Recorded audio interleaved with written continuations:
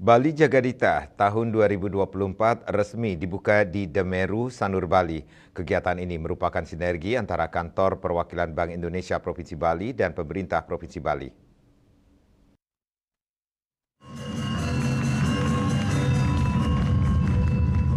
Dengan ini, Bali Jagadita 2024 resmi. Pembukaan Bali Jagadita dilakukan oleh Menteri Koperasi dan Usaha Kecil Menengah RI Teten Mas Duki, Deputi Gubernur Bank Indonesia Doni Primanto Juwono, serta penjabat Gubernur Bali Sangmade Mahendra Jaya.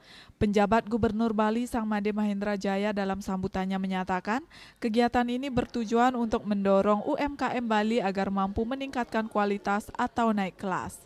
Yang sudah memasuki tahun kelima, dan kepada seluruh peserta, selamat datang di Pulau Bali.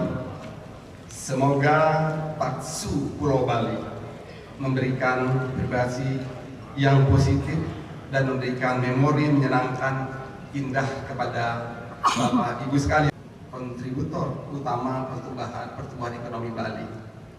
Dan bersyukur pada triwulan 1 tahun 2024 perekonomian Bali mengalami pertumbuhan secara year on year sebesar 5,98%, lebih tinggi dari triwulan sebelumnya sebesar 5,86%.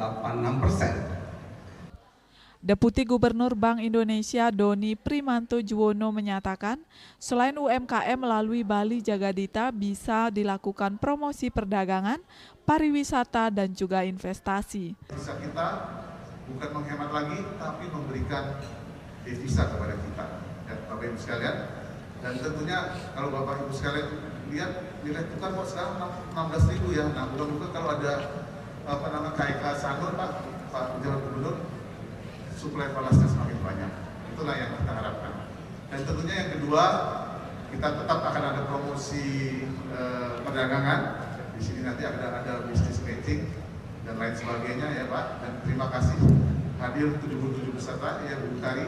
Dan tentunya kita berharap Bapak Ibu sekalian, kalau tahun lalu saya ingat UMKM-nya lakunya 9,7 miliar Pak. Jadi tentunya hari ini bisa lebih banyak dari itu. Kegiatan juga diisi dengan penandatanganan kerjasama dengan desa wisata dan dilanjutkan dengan kunjungan ke pameran investasi. Desak Aryani, Bali TV.